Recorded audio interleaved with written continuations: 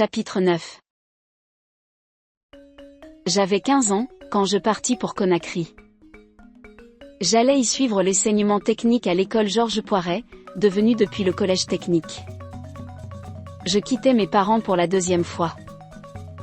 Je les avais quittés une première fois aussitôt après mon certificat d'études, pour servir d'interprète à un officier qui était venu faire des relevés de terrain dans notre région et en direction du Soudan. Cette fois, je prenais un congé beaucoup plus sérieux. Depuis une semaine, ma mère accumulait les provisions. Conakry est à quelques 600 km de Kouroussa. Pour ma mère, c'était une terre inconnue, sinon inexplorée, où Dieu seul savait si l'on mange à sa faim. Et c'est pourquoi les couscous, les viandes, les poissons, les ignames, le riz, les patates s'entassaient. Une semaine plus tôt déjà, ma mère avait entamé la tournée des marabouts les plus réputés, les consultant sur mon avenir et multipliant les sacrifices. Elle avait fait immoler un bœuf à la mémoire de son père et invoqué l'assistance de ses ancêtres, afin que le bonheur m'accompagnât dans un voyage qui, à ses yeux, était un peu comme un départ chez les sauvages. Le fait que Conakry est la capitale de la Guinée, ne faisait qu'accentuer le caractère d'étrangeté du lieu où je me rendrais. La veille de mon départ, un magnifique festin réunit dans notre concession marabouts et féticheurs, notables et amis, à dire vrai, quiconque se donnait la peine de franchir le seuil, car il ne fallait, dans l'esprit de ma mère, éloigner personne. Il fallait tout au contraire que des représentants de toutes les classes de la société assistassent au festin, afin que la bénédiction qui m'accompagnera fût complète. Telle était d'ailleurs l'intention dans laquelle les marabouts avaient ordonné cette dépense de victuailles. Et ainsi chacun, après s'être rassasié, me bénissait, disait en me serrant la main. Que la chance te favorise. Que tes études soient bonnes. Et que Dieu te protège. Les marabouts, eux, usaient de formules plus longues. Ils commençaient par réciter quelques textes du Coran adaptés à la circonstance, puis, leurs invocations achevées, ils prononçaient le nom d'Allah. Immédiatement après, ils me bénissaient. Je passai une triste nuit. J'étais très énervé, un peu angoissé aussi, et je me réveillai plusieurs fois. Une fois, il me sembla entendre des gémissements. Je pensai aussitôt à ma mère. Je me levai et allai à sa case. Ma mère remuait sur sa couche et se lamentait sourdement. Peut-être aurais-je dû me montrer, tenter de la consoler, mais j'ignorais comment elle m'accueillerait. Peut-être n'aurait-elle pas été autrement satisfaite d'avoir été surprise à se lamenter, et je me retirai, le cœur serré.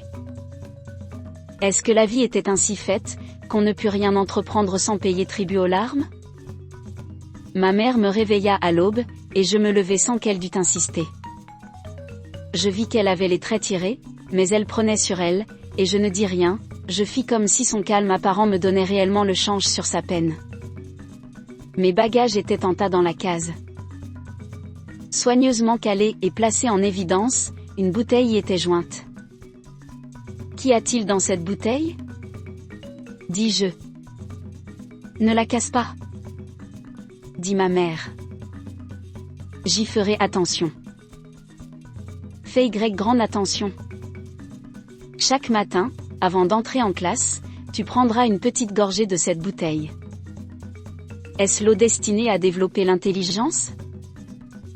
Dis-je. Celle-là même. Et il n'en peut exister de plus efficace, elle vient de Cancan. J'avais déjà bu de cette eau, mon professeur m'en avait fait boire, quand j'avais passé mon certificat d'études. C'est une eau magique qui a nombre de pouvoirs et en particulier celui de développer le cerveau. Le breuvage est curieusement composé, nos marabouts ont des planchettes sur lesquelles ils écrivent des prières tirées du Coran. Lorsqu'ils ont fini d'écrire le texte, ils l'effacent en lavant la planchette. L'eau de ce lavage est précieusement recueillie, additionnée de miel, elle forme l'essentiel du breuvage. Acheté dans la ville de Cancan, qui est une ville très musulmane et la plus sainte de nos villes, et manifestement acheté à haut prix, le breuvage devait être particulièrement agissant. Mon père, pour sa part, m'avait remis, la veille, une petite corne de bouc renfermant des talismans, et je devais porter continuellement sur moi cette corne qui me détendrait contre les mauvais esprits. Cours vite faire tes adieux maintenant, dit ma mère. J'allais dire au revoir aux vieilles gens de notre concession et des concessions voisines, et j'avais le cœur gros. Ces hommes, ces femmes, je les connaissais depuis ma plus tendre enfance, depuis toujours je les avais vus à la place même où je les voyais, et aussi j'en avais vu disparaître, ma grand-mère paternelle avait disparu. Et reverrai-je tous ceux auxquels je disais à présent adieu ? Frappé de cette incertitude, ce fut comme si soudain je prenais congé de mon passé même. Mais n'était-ce pas un peu cela ? Ne quittais-je pas ici toute une partie de mon passé ? Quand je revins près de ma mère et que je l'aperçus en larmes devant mes bagages, je me mis à pleurer à mon tour. Je me jetai dans ses bras et je l'étreignis. « Mère !» criai-je. Je l'entendais sangloter, je sentais sa poitrine douloureusement se soulever. « Mère, ne pleure pas !» dis-je. « Ne pleure pas !» Mais je n'arrivais pas moi-même à refréner mes larmes et je la suppliai de ne pas m'accompagner à la gare, car il me semblait qu'alors je ne pourrais jamais m'arracher à ses bras. Elle me fit signe qu'elle y consentait. Nous nous étreignîmes une dernière fois, et je m'éloignai presque en courant. Mes sœurs, mes frères, les apprentis se chargèrent des bagages. Mon père m'avait rapidement rejoint et il m'avait pris la main, comme du temps où j'étais encore enfant. Je ralentis le pas, j'étais sans courage, je sanglotais éperdument. « Père !» fis-je. « Je t'écoute, dit-il. Est-il vrai que je pars ? Que ferais-tu d'autre ? Tu sais bien que tu dois partir. Oui, dis-je. Et je me remis à sangloter. Allons. Allons. Mon petit, dit-il. N'es-tu pas un grand garçon ? Mais sa présence même, sa tendresse même et davantage encore maintenant qu'il me tenait la main m'enlevait le peu de courage qui me restait, et il le comprit. Je n'irai pas plus loin, dit-il. Nous allons nous dire adieu ici, il ne convient pas que nous fondions en larmes à la gare, en présence de tes amis, et puis je ne veux pas laisser ta mère seule en ce moment, ta mère a beaucoup de peine. J'en ai beaucoup aussi. Nous avons tous beaucoup de peine, mais nous devons nous montrer courageux. Sois courageux. Mes frères, là-bas, s'occuperont de toi. Mais travaille bien. Travaille comme tu travaillais ici. Nous avons consenti pour toi des sacrifices, il ne faut point qu'ils demeurent sans résultat. Tu m'entends ? Oui, fis-je. Il demeura silencieux un moment, puis reprit. Vois-tu, je n'ai pas eu comme toi un père qui veillait sur moi, au moins ne l'ai-je pas eu très longtemps. À 12 ans, j'étais orphelin, et j'ai dû faire seul mon chemin. Ce n'était pas un chemin facile. Les oncles auxquels on m'avait confié, m'ont traité plus en esclave qu'en neveu.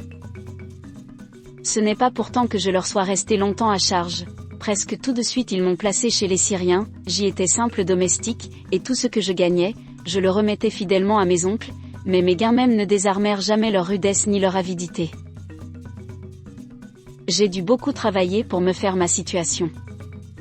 Toi. Mais en voilà assez. Saisis ta chance. Et fais-moi honneur. Je ne te demande rien de plus. Le feras-tu ? Je le ferai, père. Bien.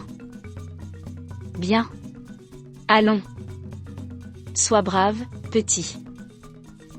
Va. Père. Il me serra contre lui, il ne m'avait jamais serré si étroitement contre lui. Va. Petit, va. Il desserra brusquement son étreinte et partit très vite, sans doute ne voulait-il point me montrer ses larmes, et je poursuivis ma route vers la gare. L'aîné de mes sœurs, mes frères, Sidafa et les plus jeunes apprentis m'escortaient avec mes bagages. À mesure que nous avancions, des amis se joignaient à nous, Fanta aussi rejoignit notre groupe. Et c'était un peu comme si de nouveau j'avais été sur le chemin de l'école, tous mes compagnons étaient là, et même notre bande n'avait jamais été plus nombreuse.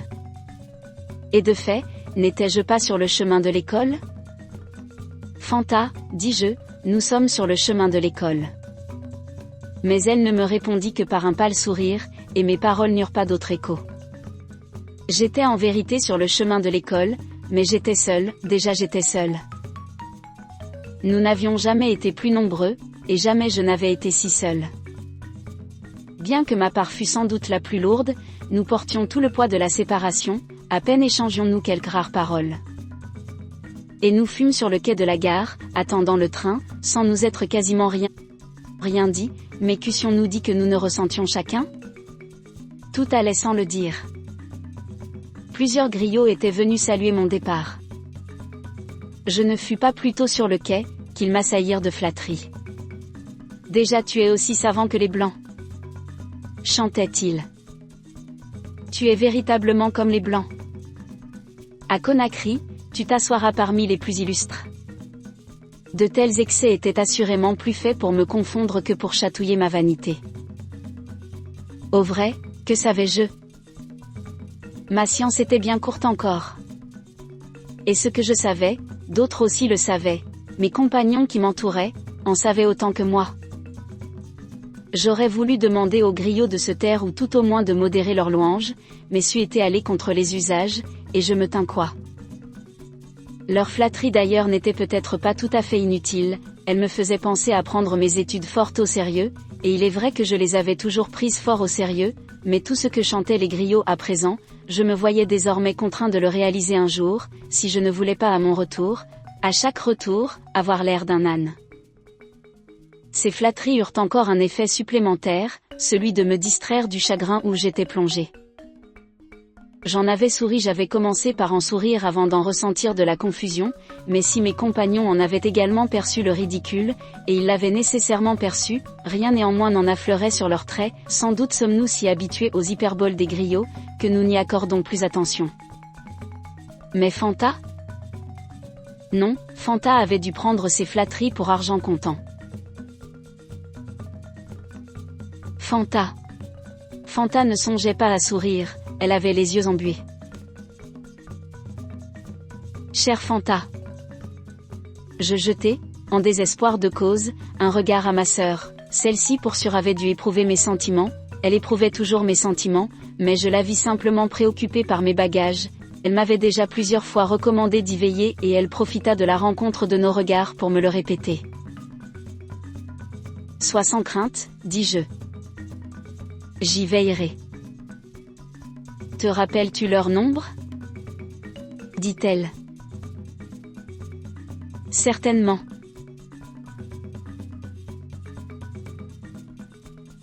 Bon. Alors, ne les égare pas. Souviens-toi que tu passes ta première nuit à Mamou, le train s'arrête la nuit, à Mamou. Suis-je un enfant auquel il faut tout expliquer ? Non, mais tu ne sais pas comment sont les gens là où tu vas. Garde tes bagages à portée, de temps en temps, compte-les. Tu me comprends, aie l'œil dessus. Oui, dis-je. Et ne donne pas ta confiance au premier venu. Tu m'entends ? Je t'entends. Mais il y avait un moment déjà que j'avais cessé de l'entendre et cessé de sourire des hyperboles des griots, ma peine m'était brusquement revenue. Mes jeunes frères avaient glissé leurs petites mains dans les miennes, et je pensais à la tendre chaleur de leurs mains, je pensais aussi que le train n'allait plus tarder, et qu'il me faudrait lâcher leurs mains et me séparer de cette chaleur, me séparer de cette douceur, et je craignais de voir déboucher le train, je souhaitais que le train eût du retard, parfois il avait du retard, peut-être aujourd'hui aussi aurait-il du retard. Je regardais l'heure, et il avait du retard. Il avait du retard. Mais il déboucha tout à coup, et je dus lâcher les mains, quitter cette douceur et avoir l'impression de tout quitter. Dans le brouhaha du départ, il me sembla que je ne voyais que mes frères, ils étaient ici, ils étaient là, et comme éperdus, mais se faufilant néanmoins chaque fois au premier rang, et mes regards inlassablement les cherchaient, inlassablement revenaient sur eux. Les aimais-je donc tant ? Je ne sais pas. Il m'arrivait souvent de les négliger quand je partais pour l'école, les plus petits dormaient encore ou bien on les baignait, et quand je rentrais de l'école, je n'avais pas toujours grand temps à leur donner, mais maintenant je ne regardais qu'eux. Était-ce leur chaleur qui imprégnait encore mes mains et me rappelait que mon père, tout à l'heure, m'avait pris la main? Oui, peut-être cette dernière chaleur qui était celle de la case natale. On me passa mes bagages par la fenêtre, et je les éparpillai autour de moi. Ma sœur sans doute me fit une dernière recommandation aussi vaine que les précédentes, et chacun certainement eut une parole gentille, Fanta sûrement aussi, Sidafa aussi, mais dans cet envolement de mains et d'écharpes qui salua le départ du train, je ne vis vraiment que mes frères qui couraient le long du quai, le long du train, en me criant adieu. Là où le quai finit, ma sœur et Fanta les rejoignirent. Je regardais mes frères agiter leurs bérets, ma sœur et Fanta agiter leurs foulards, et puis soudain je les perdis de vue bien avant que l'éloignement du train m'y eût contraint, mais c'est qu'une brume soudain les enveloppa, c'est que les larmes brouillèrent ma vue. Longtemps je demeurai dans mon coin de compartiment, comme prostré, mes bagages répandus autour de moi, avec cette dernière vision dans les yeux, mes jeunes frères, ma sœur, Fanta. Vers midi, le train atteignit Dabola. J'avais finalement rangé mes bagages et je les avais comptés, et je commençais à reprendre un peu intérêt aux choses et aux gens. J'entendis parler le Peul. Dabola est à l'entrée du pays Peul. La grande plaine où j'avais vécu jusque-là, cette plaine si riche, si pauvre aussi, si avare parfois avec son sol brûlé, mais d'un visage si familier, si amical, cédait la place aux premières pentes du Fouta Djallon. Le train repartit vers Mamou, et bientôt les hautes falaises du massif apparurent. Elles barraient l'horizon, et le train partait à leur conquête, mais c'était une conquête très lente, presque désespérée, si lente et si désespérée qu'il arrivait que le train dépassa à peine le pas d'homme. Ce pays nouveau pour moi, trop nouveau pour moi, trop tourmenté, me déconcertait plus qu'il ne m'enchantait, sa beauté m'échappait. J'arrivai à Mamou un peu avant la fin du jour. Comme le train ne repart de cette ville que le lendemain, les voyageurs passent la nuit où cela se trouve, à l'hôtel ou chez des amis. Un ancien apprenti de mon père, averti de mon passage, me donna l'hospitalité pour la nuit.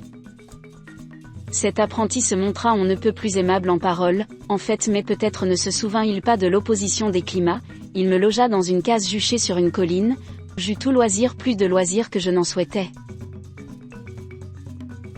D'éprouver les nuits froides et l'air sec du Fouta Djallon.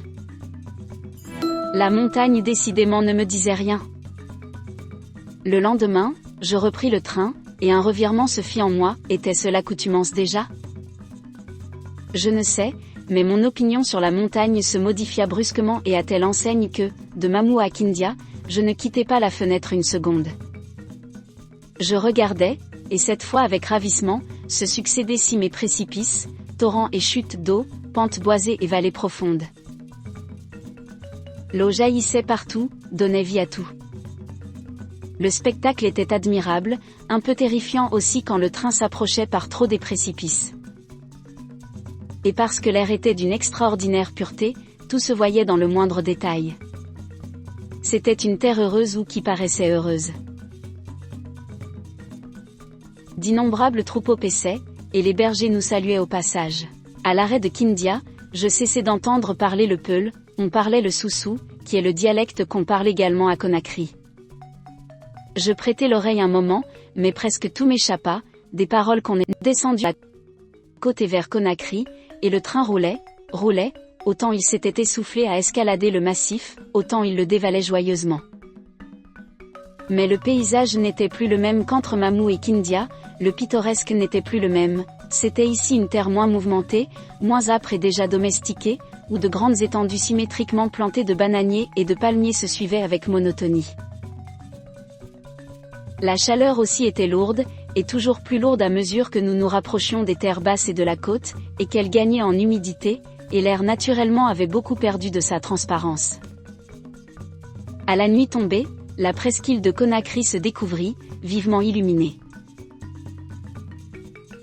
Je l'aperçus de loin comme une grande fleur claire posée sur les flots, sa tige la retenait au rivage.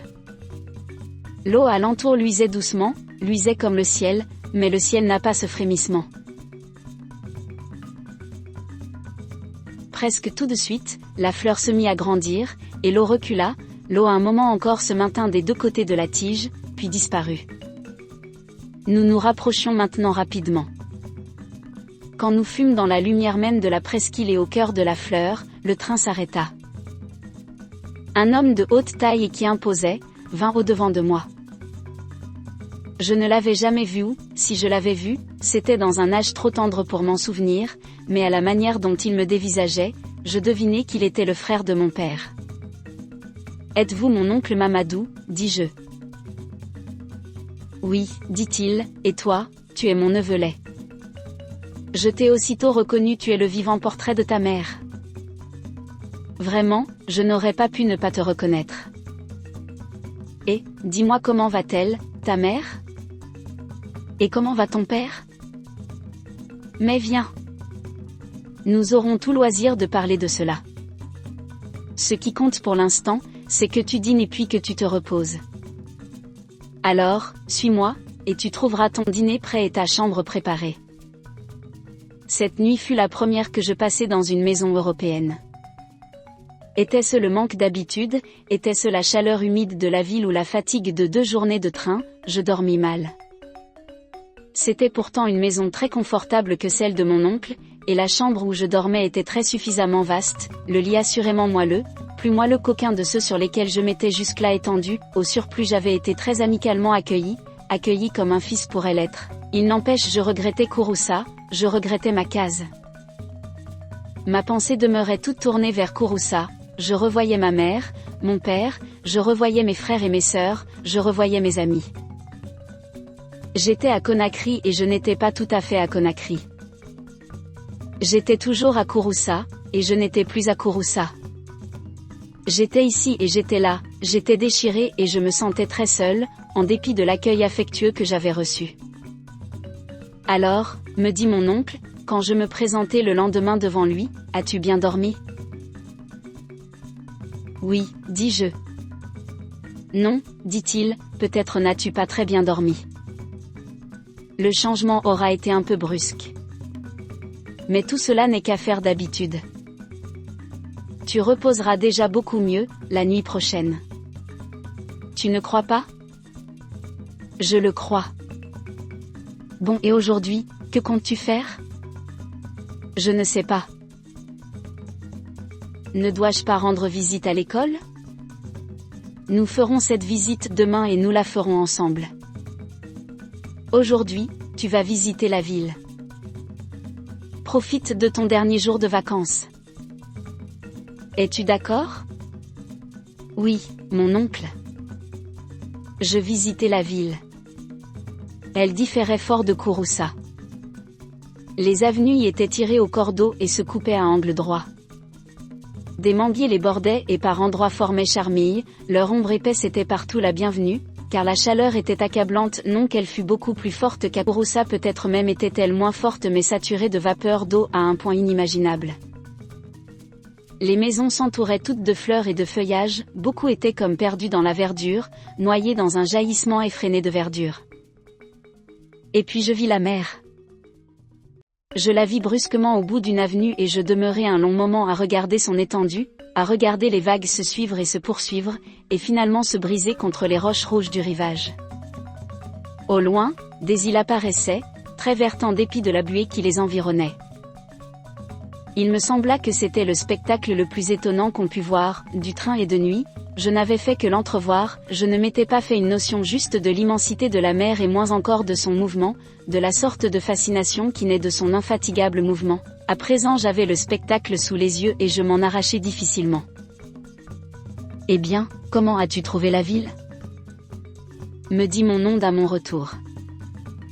Superbe. Dis-je. Oui, dit-il, bien qu'un peu chaude si j'en juge par l'état de tes vêtements. Tu es en âge. Va te changer.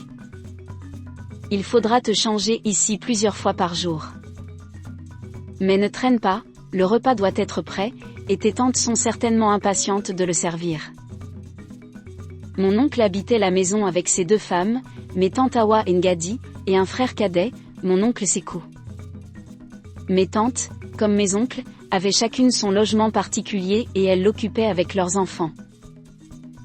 Mes tantes Awa et Ngadi se prirent d'affection pour moi dès le premier soir et demeurèrent dans ce sentiment au point que, bientôt, elles ne firent plus de différence entre leurs propres enfants et moi-même.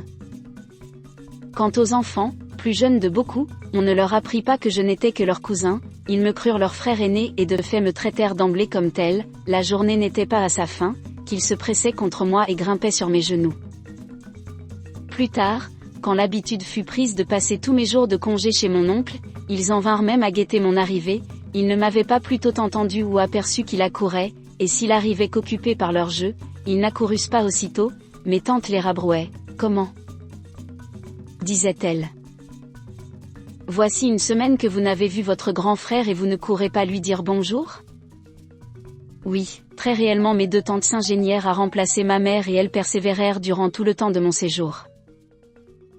Elles poussèrent même l'indulgence jusqu'à ne jamais me reprocher une maladresse, si bien qu'il m'arriva d'en demeurer tout confus. Elles étaient foncièrement bonnes et d'humeur enjouée, et je ne fus pas long à constater qu'entre elles, elles s'entendaient on ne peut mieux. En vérité je vécus là au sein d'une famille fort unie et dont toute criaillerie demeurait résolument bannie. Je pense que l'autorité, très souple au reste et quasi secrète, de mon oncle Mamadou fondait cette paix et cette union. Mon oncle Mamadou était un peu plus jeune que mon père, il était grand et fort, toujours correctement vêtu, calme et digne, c'était un homme qui d'emblée imposait. Comme mon père, il était né à Kouroussa, mais l'avait quitté de bonne heure, il y avait été écolier, puis, comme je le faisais maintenant, il était venu poursuivre ses études à Conakry et en avait achevé le cycle à l'école normale de Gorée. Je ne crois pas qu'il soit demeuré longtemps instituteur, très vite le commerce l'avait attiré. Quand j'arrivai à Conakry, il était chef comptable dans un établissement français. J'ai fait petit à petit sa connaissance et plus j'ai appris à le connaître, plus je l'ai aimé et respecté. Il était musulman, et je pourrais dire, comme nous le sommes tous, mais il l'était de fait beaucoup plus que nous ne le sommes généralement, son observance du Coran était sans défaillance. Il ne fumait pas, ne buvait pas, et son honnêteté était scrupuleuse. Il ne portait de vêtements européens que pour se rendre à son travail, sitôt rentré, il se déshabillait, passait un boubou qu'il exigeait immaculé, et disait ses prières. À sa sortie de l'école normale, il avait entrepris l'étude de l'arabe, il l'avait appris à fond, et seul néanmoins, s'aidant de livres bilingues et d'un dictionnaire, à présent il le parlait avec la même aisance que le français, sans pour cela en faire aucunement parade, car seule une meilleure connaissance de la religion l'avait incité à l'apprendre. Ce qui l'avait guidé, c'était l'immense désir de lire couramment le Coran dans le texte.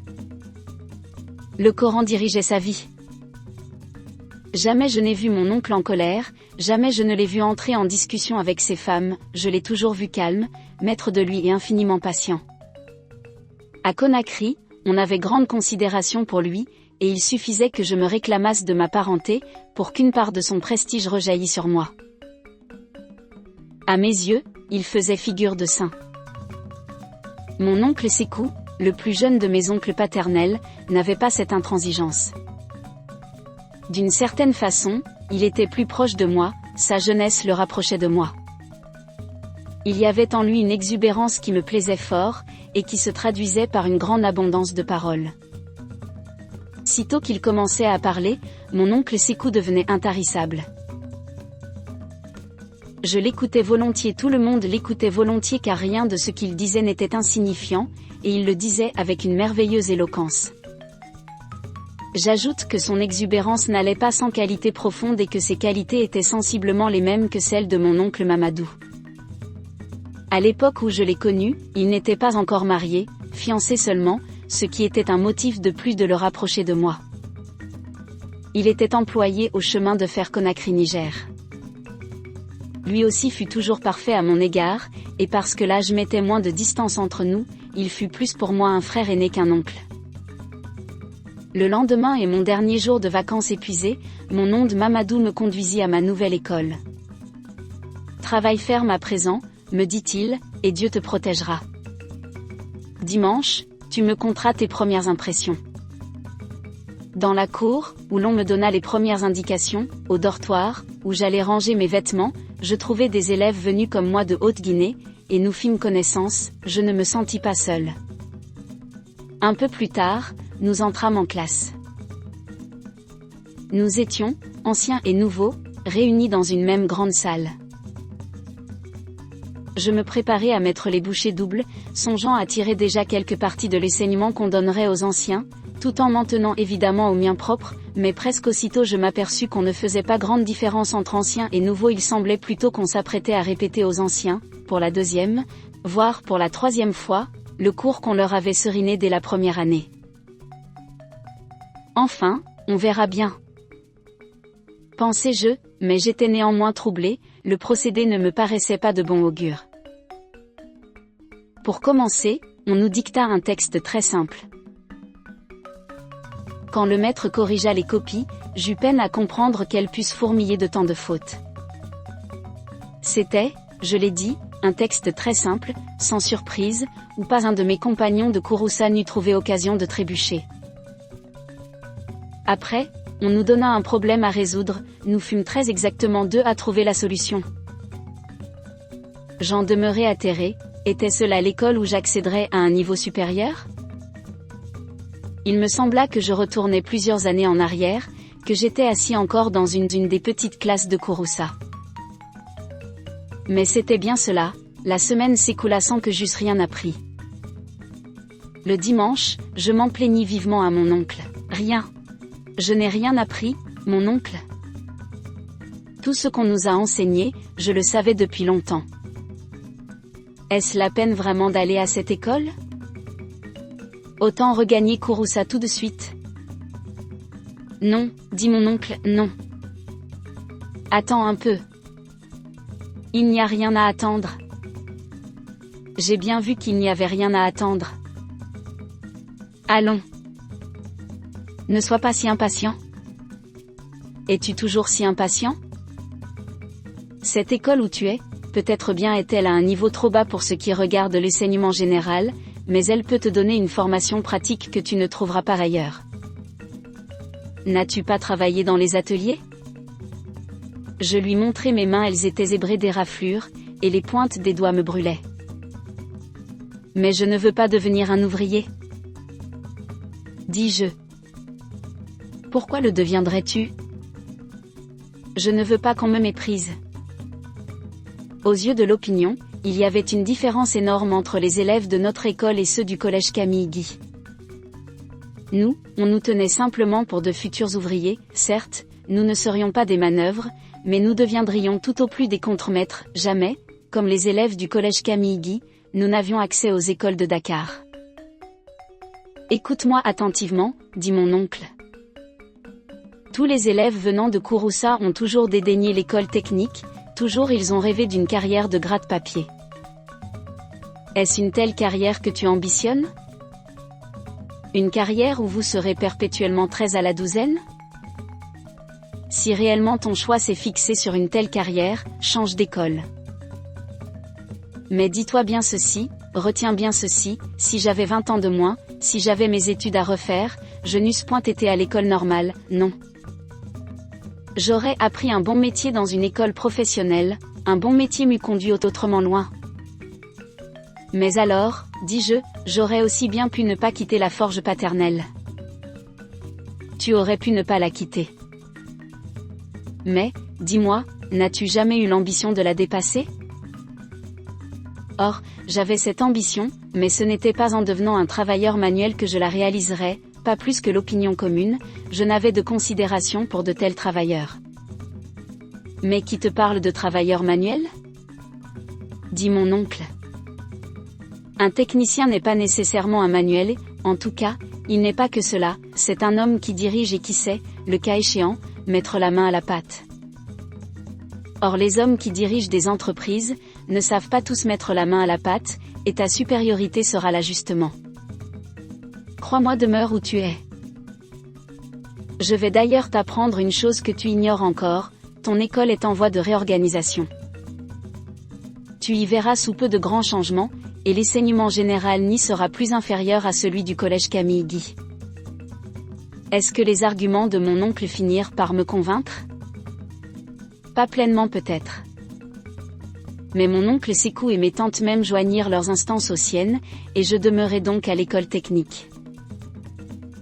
4 jours sur 6 je travaillais dans les ateliers, limant des bouts de ferraille ou rabotant des planches sous la direction d'un moniteur.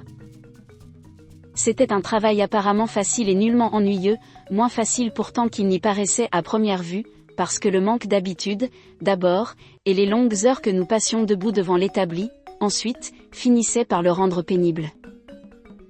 Je ne sais comment ou était-ce d'être demeuré trop longtemps debout. Était-ce quelque inflammation causée par les échardes de métal et de bois? Mes pieds enflèrent et j'attrapais un ulcère. Je crois qu'à Kouroussa le mal eût été bénin, je crois même qu'il ne se fût seulement pas déclaré, mais ici, dans ce climat brûlant et sursaturé d'eau, ce climat auquel le corps n'avait pas eu le temps de s'adapter, l'ulcère gagna rapidement du champ, et on m'hospitalisa. J'eus tout de suite le moral très bas. La nourriture plus que spartiate qu'on distribuait dans cet hôpital par ailleurs magnifique, n'était pas précisément faite pour beaucoup relever ce moral. Mais sitôt que mes tantes apprirent ce qui m'était arrivé, elles vinrent chaque jour m'apporter mes repas, mes oncles également me firent visite et me tinrent compagnie. Sans eux, sans elles, j'eusse été vraiment misérable, vraiment abandonné, dans cette ville dont l'esprit m'était étranger, le climat hostile, et dont le dialecte m'échappait presque entièrement. Autour de moi, on ne parlait que le soussou, et je suis malinqué, hormis le français, je ne parle que le malinqué. Et puis je trouvais stupide de demeurer couché à me tourner les pouces, à respirer l'air gluant, à transpirer jour et nuit, je trouvais plus stupide encore de n'être même pas à l'école, de souffrir cet air accablant et cette immobilité sans profit. Que faisais-je, sinon lamentablement perdre mon temps? Or, l'ulcère ne se guérissait pas. Il n'empirait pas, mais il ne s'améliorait pas non plus, il demeurait au même point. L'année scolaire s'écoula lentement, très lentement, au vrai, elle me parut interminable, aussi interminable que les longues pluies qui frappaient, des jours durant, parfois des semaines durant, la tôle ondulée des toits, aussi interminable que ma guérison. Puis, par une bizarrerie que je n'explique pas, la fin de cette année scolaire coïncida avec mon rétablissement. Mais il n'était que temps, j'étouffais. Je bouillonnais d'impatience. Je repartis pour Kouroussa comme vers une terre promise. Chapitre 10. Quand je revins à Conakry en octobre après les vacances, la réorganisation dont mon oncle m'avait parlé battait son plein, l'école était méconnaissable. De nouvelles salles avaient été construites, un nouveau directeur avait été nommé, et des professeurs vinrent de France. Je reçus bientôt un enseignement technique irréprochable et un enseignement général très suffisamment approfondi. Je n'avais plus rien à envier aux élèves du collège Camille Guy, je recevais en somme le même enseignement qu'eux, de surcroît, un enseignement technique et pratique dont ils ne bénéficiaient pas. Les anciens élèves avaient disparu, le chemin de fer Conakry-Niger les avait engagés en bloc. Et ainsi tout commença à partir de nous, élèves de première année. Mon oncle Mamadou ne s'était pas trompé et il ne m'avait pas leurré. J'apprenais, je m'acharnais et j'eus mon nom, chaque trimestre, au tableau d'honneur. Mon oncle exultait. C'est cette année-là, cette première année-là puisque la précédente ne comptait plus, que je nouai amitié avec Marie. Quand il m'arrive de penser à cette amitié, et j'y pense souvent, j'y rêve toujours. Il me semble qu'il n'y eut rien, dans le cours de ces années, qui la surpassa, rien, dans ces années d'exil, qui me tint le cœur plus chaud. Et ce n'était pas, je l'ai dit, que je manquais d'affection, mes tantes, mes oncles me portèrent alors une entière affection, mais j'étais dans cet âge où le cœur n'est satisfait qu'il n'ait trouvé un objet à chérir et où il ne tolère de l'inventer qu'en l'absence de toute contrainte, hormis la sienne, plus puissante, plus impérieuse que toute. Mais n'est-on pas toujours un peu dans cet âge, n'est-on pas toujours un peu dévoré par cette fringale? Oui, a-t-on jamais le cœur vraiment paisible? Marie était élève de l'école primaire supérieure des jeunes filles. Son père, avant d'étudier la médecine et de s'établir à Beyla, avait été le compagnon d'études de mon oncle Mamadou, et ils étaient demeurés fort liés, si bien que Marie passait tous ses dimanches dans la famille de mon oncle, retrouvant là, comme moi, la chaleur d'un foyer. Elle était métisse, très claire de teint, presque blanche en vérité, et très belle, sûrement la plus belle des jeunes filles de l'école primaire supérieure, à mes yeux, elle était belle comme une fée. Elle était douce et avenante, et de la plus admirable égalité d'humeur. Et puis elle avait la chevelure exceptionnellement longue, ses nattes lui tombaient jusqu'aux reins. Le dimanche, elle arrivait tôt chez mon oncle, plus tôt que moi généralement, qui flânait dans les rues. Aussitôt arrivée, elle faisait le tour de la maisonnée et saluait chacun, après quoi elle s'installait habituellement chez ma tante Awa, elle posait sa serviette, quittait son vêtement européen pour endosser la tunique guinéenne qui laisse meilleure liberté au mouvement, et aidait tante Awa au ménage. Mes tantes l'aimaient beaucoup, la mettaient sur le même pied que moi, mais la taquinaient volontiers à mon sujet.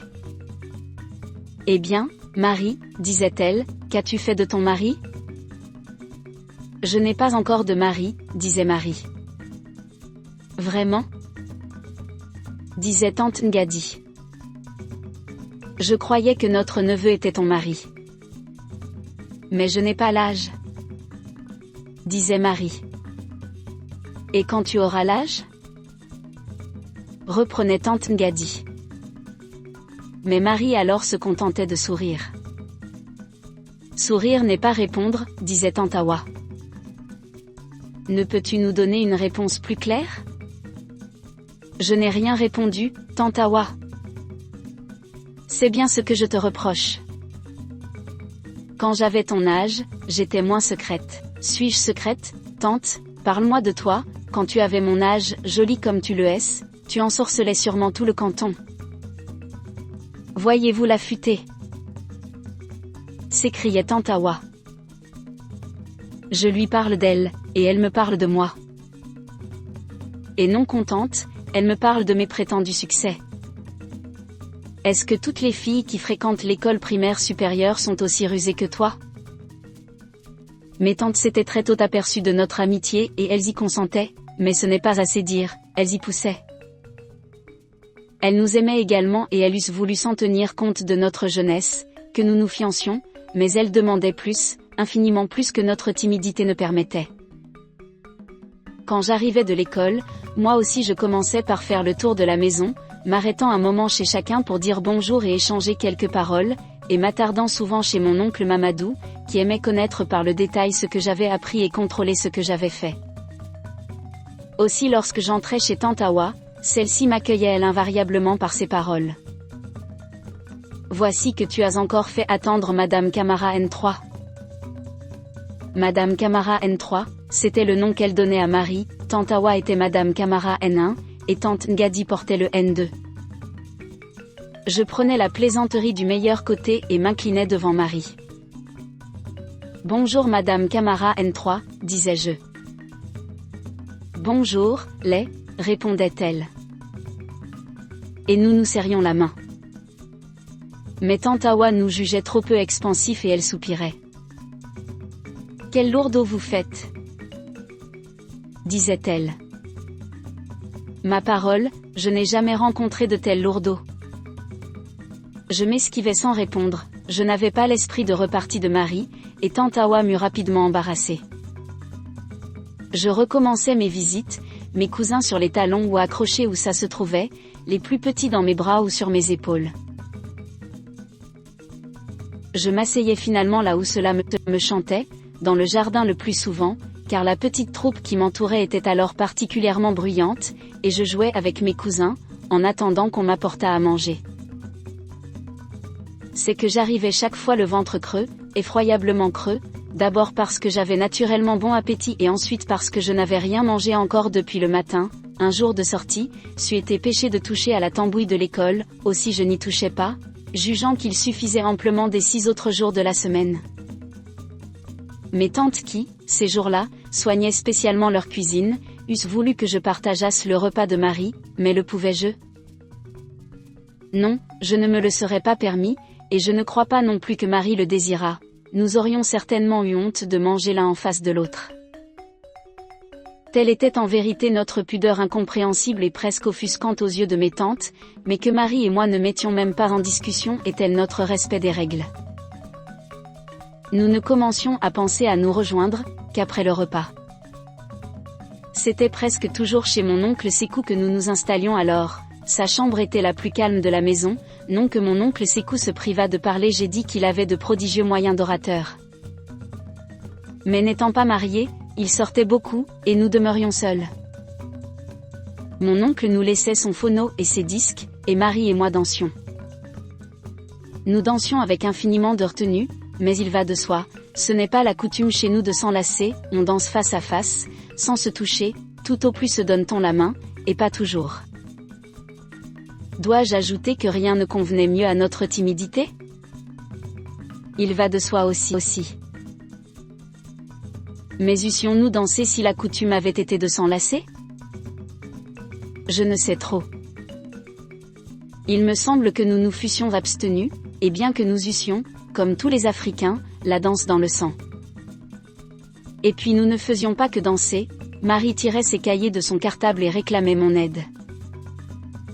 C'était l'occasion, ma meilleure occasion, croyais-je, de manifester mes talents, et je n'y manquais point, j'expliquais tout, je ne passais pas un détail. Tu vois, disais-je, tu cherches d'abord le quotient de Marie. Est-ce que tu m'écoutes? Je t'écoute. Alors, retiens bien, pour commencer tu cherches. Mais Marie écoutait peu, très peu, peut-être même n'écoutait-elle pas du tout, il suffisait qu'elle vît la solution s'inscrire sous le problème que, sans moi, elle eût renoncé à résoudre, le reste la préoccupait peu, les détails, les pourquoi, les comment, le ton pédant que sans doute je prenais, tout cela glissait sur elle, et elle demeurait les yeux vagues. À quoi pouvait-elle bien rêver? Je ne sais pas. Peut-être devrais-je dire, je ne savais pas en ce temps-là. Si j'y songe aujourd'hui, je me demande si ce n'était pas à notre amitié qu'elle rêvait, et je me trompe peut-être. Peut-être. Mais je vois bien qu'il faut ici m'expliquer. Marie m'aimait, et je l'aimais, mais nous ne donnions pas à notre sentiment le doux, le redoutable nom d'amour. Et peut-être n'était-ce pas non plus exactement de l'amour, bien que ce fût cela aussi. Que était-ce? Au juste qu'était-ce? C'était assurément une grande chose, une noble chose, une merveilleuse tendresse et un immense bonheur. Je veux dire un bonheur sans mélange, un pur bonheur, ce bonheur-là même que le désir ne trouble pas encore. Oui, le bonheur plus que l'amour peut-être, et bien que le bonheur n'aille pas sans l'amour, bien que je ne puisse tenir la main de Marie sans frémir, bien que je ne puisse sentir ses cheveux m'effleurer sans secrètement m'émouvoir. En vérité, un bonheur et une chaleur. Mais peut-être est-ce cela justement l'amour. Et certainement c'était l'amour comme des enfants le ressentent, et nous étions encore des enfants.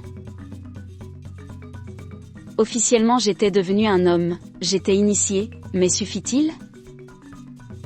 Et même suffit-il de se comporter en homme? C'est l'âge seulement qui fait l'homme, et je n'avais pas l'âge.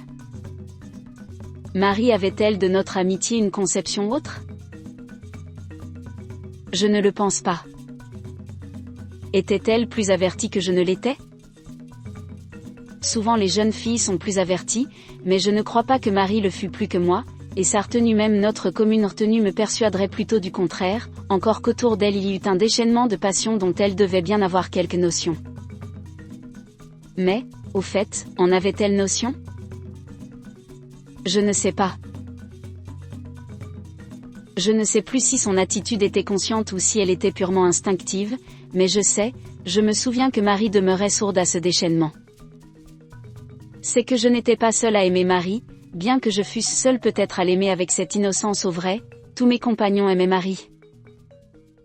Quand las d'écouter des disques, las de danser et nos devoirs terminés, nous partions nous promener et que je prenais Marie sur le cadre de ma bicyclette, les jeunes gars de Conakry et plus spécialement mes compagnons d'école et les collégiens de Camille Guy nous regardaient passer avec des regards d'envie. Tous eussent voulu avoir Marie pour compagne de promenade, mais Marie n'avait point Dieu pour eux, elle n'en avait que pour moi. Je ne me le rappelle pas par vantardise, encore qu'à l'époque je fusse assez fière de ma chance, non, je m'en souviens avec une poignante douceur, je m'en souviens et j'y rêve avec une mélancolie inexprimable, parce qu'il y eut là un moment de ma jeunesse, Un dernier et fragile moment où ma jeunesse s'embrasait d'un feu que je ne devais plus retrouver et qui, maintenant, a le charme doux amer des choses à jamais enfuies. Je roulais généralement vers la corniche. Là, nous nous assaillions et regardions la mer. J'aimais regarder la mer. Quant à mon arrivée à Conakry, j'avais fait le tour de la ville et que j'avais brusquement découvert la mer, j'avais été d'emblée conquis. Cette grande plaine. Oui, peut-être cette plaine liquide me rappelait-elle une autre plaine, la grande plaine de Haute-Guinée où j'avais vécu. Je ne sais pas. Mais même à supposer que l'attrait qu'exerçait la mer sur mon esprit eût faibli depuis ma première découverte, je ne serais pas moins revenu la contempler, revenu m'asseoir sur la corniche, car Marie aussi n'aimait rien tant que de s'asseoir ici et de regarder la mer, de la regarder jusqu'à n'en pouvoir plus. La mer est très belle, très chatoyante, quand on la regarde de la corniche, elle est glauque sur les bords, mariant le bleu du ciel au vert lustré des cocotiers et des palmiers de la côte, et frangée d'écume, frangée déjà d'irritation, au-delà elle est comme entièrement nacrée. Les îlots à cocotiers qu'on aperçoit au loin dans une lumière légèrement voilée, vaporeuse, ont une tonalité si douce, si délicate, qu'on en a l'âme comme transportée. Et puis il vient du large une brise qui, bien que faible, ne rompt pas moins la chaleur d'étuve de la ville. On respire, disais-je. Enfin, on respire. Oui, disait Marie. Tu vois ces îlots, là-bas ? Je parie qu'on y doit mieux respirer encore que sur la corniche. Sûrement, disait Marie. Tu n'aimerais pas y aller ? Où ? disait-elle. Dans les îlots. Mais il y a la mer. Eh bien, naturellement il y a la mer. Mais personne ne va dans ces îlots, ce sont des îlots perdus. Les pêcheurs y vont. Nous prendrions une barque et une demi-heure plus tard nous aborderions. Une barque ? disait Marie. Et du regard elle évaluait la violence des vagues qui venaient briser contre les rochers rouges du rivage. Je n'aimerais pas entrer dans une barque, disait-elle. Tu ne vois pas comme la mer est forte ? Oui, la mer était forte, elle brisait fortement contre la côte. Une barque était une chose bien fragile pour l'aventurer contre cette force. Les pêcheurs n'hésitaient pas, mais nous n'étions pas des pêcheurs. Il aurait fallu comme eux connaître la manœuvre, connaître les endroits où la mer est la moins forte et comment elle se laisse apprivoiser, et je ne savais rien de la mer. Je m'étais bien aventuré sur le Niger, mais la mer avait une autre puissance. Le Niger coulait avec une force paisible, il était paisible, il ne se fâchait un peu qu'en temps de crue. La mer, elle, n'était jamais paisible, elle n'interrompait pas de se dresser avec une force rebelle. Nous pourrions demander à des pêcheurs de nous y conduire, disais-je. Pourquoi le leur demander ? disait Marie. Tu n'as pas besoin d'eux pour y aller, tu n'as même pas besoin de barque, il te suffit de regarder.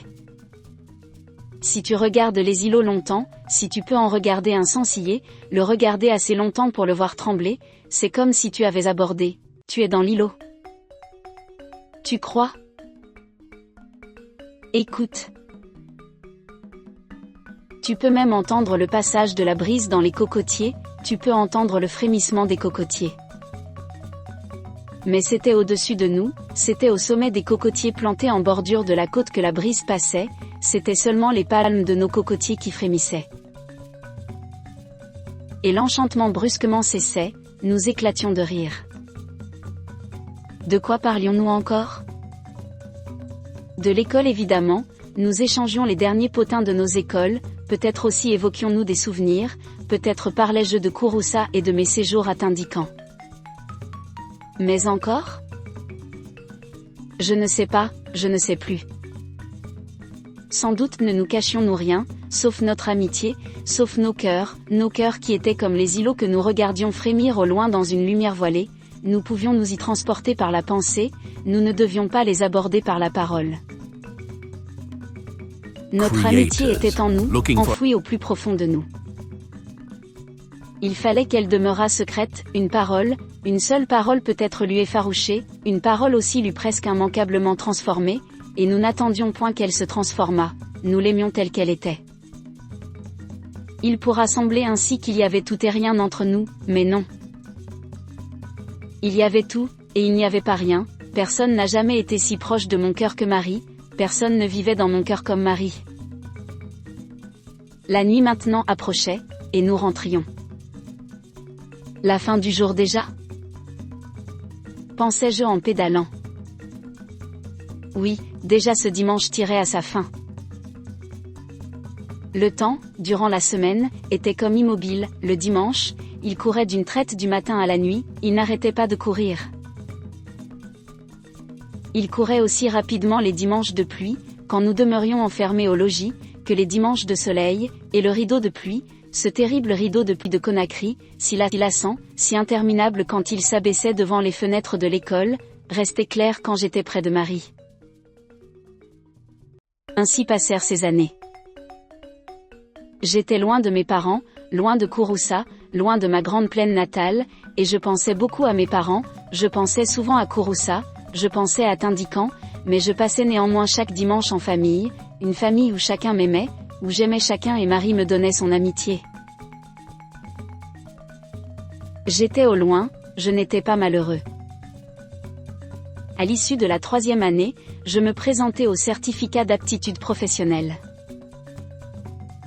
On nous avertit qu'une moyenne de 6/10 serait exigée pour les épreuves techniques et classiques, et que les ingénieurs résidant à Conakry formeraient le jury.